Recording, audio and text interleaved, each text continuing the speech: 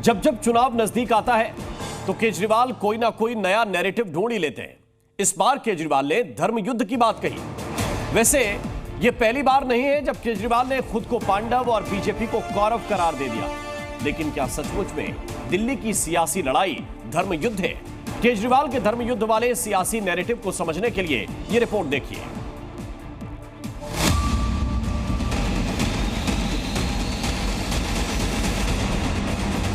ये जो आने वाला चुनाव है, एक तरह से धर्म युद्ध है। आम आदमी पार्टी के संयोजक अरविंद केजरीवाल साइलेंटली बीजेपी को पटखनी देने की तैयारी कर रहे हैं। केजरीवाल ने अब तक बीजेपी को अलग अलग तरीकों से घेरा। बीजेपी के कट्टर दुश्मन केजरीवाल अब धर्म युद्ध की तैयारी में जुट गए हैं। ये हम नहीं कह रहे, बल्कि खुद केजरीवाल ने ऐलानिया अंदाज में कहा कि कुरुक्षेत्र में कौरव और पांडवों का युद्ध हुआ था। कौरवों के पास अथाह पैसा और शक्ति थी, पांडवों के पास भगवान कृष्ण थे। आने वाला दिल्ली का चुनाव एक धर्म युद्ध है। आज से कई सदियों पहले कुरुक्षेत्र में एक धर्म युद्ध हुआ था कौरवों और पांडवों के बीच में। कौरवों के पास अथाह शक्ति थी, अथाह सेना थी, अथाह पैसा था। पांडवों के पास श्री कृष्ण भगवान थे और कुछ नहीं था उनके पास। हमारे पास भी भगवान है, मैं ये साबित करना चाह रहा हूँ। आज वही स्थिति दिल्ली के अंदर कमोबेश है। ये जो आने वाला चुनाव है, एक तरह से धर्म युद्ध है। केजरीवाल बार बार धर्म युद्ध की बात क्यों करते हैं? धर्म युद्ध के जरिए केजरीवाल बताना क्या चाहते हैं? राजनीति में धर्म युद्ध के मायने क्या है?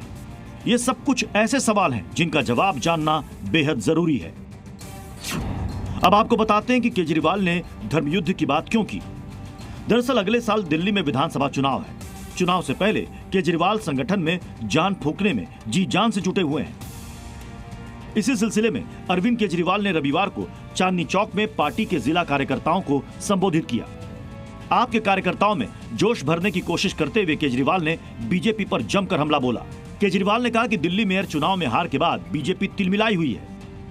मेयर के चुनाव में इन्होंने पूरी तैयारी कर रखी थी, पूरा चक्रव्यूह रच के आए थे। इतने तोड़ लिए, इतने खरीद लिए, इतने पता नहीं क्या क्या करा था इन्होंने।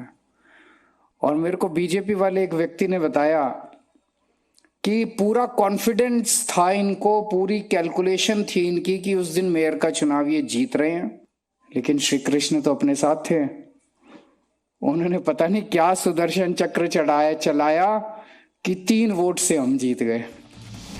अब आपको समझाते हैं कि धर्म युद्ध के जरिए केजरीवाल असल में बताना क्या चाहते हैं। रविवार को दिल्ली में 2 बड़ी सियासी घटनाएं हुई, जिसमें बड़ा झटका केजरीवाल को लगा। खुद को केजरीवाल का हनुमान बताने वाले दिल्ली सरकार में मंत्री कैलाश गहलोत ने आप का दामन छोड़ दिया। हालांकि ऐसा लगता है कि आम आदमी पार्टी से कैलाश गहलोत की जुदाई को केजरीवाल कोई बड़ा फैक्टर नहीं मानते। इसके पीछे की वजह भी समझ लीजिए। अरविंद केजरीवाल ने बीजेपी के 2 बार के विधायक रहे अनिल झा को आम आदमी पार्टी में शामिल कराया। अनिल झा किराड़ी के बड़े नेता माने जाते हैं। 2008 और 2013 में अनिल बीजेपी के टिकट पर विधानसभा भी पहुंचे थे। हालांकि 2015 और 2020 के चुनाव में अनिल झा को आम आदमी पार्टी के उम्मीदवार ने पटखनी दे दी थी। अब इसी अनिल को अपनी पार्टी में खींच कर लाने को केजरीवाल कैलाश गहलोत की कमी पूरा करना समझ रहे हैं। लेकिन केजरीवाल को समझना होगा कि कैलाश गहलोत जाट समुदाय से आते हैं और दिल्ली की करीब 20 ऐसी सीटें हैं जहां जाट वोटर का बोलबाला है। महरौली, मुंडका, रिठाला, नांगलोई, मटियाला, नजफगढ़ और ब्रिजवासन सहित 8 सीटों पर जाट समुदाय का वोट निर्णायक रहता है। केजरीवाल जानते हैं कि इस बार दिल्ली की लड़ाई इतनी आसान नहीं होने वाली है। केजरीवाल को अच्छे से पता है कि दिल्ली सरकार की गद्दी के सितारे इस बार बेहद गर्दिश में हैं, क्योंकि मुकाबला इस बार बिल्कुल साफ है। एक तरफ आम आदमी पार्टी है तो अखाड़े में दूसरी ओर है बीजेपी।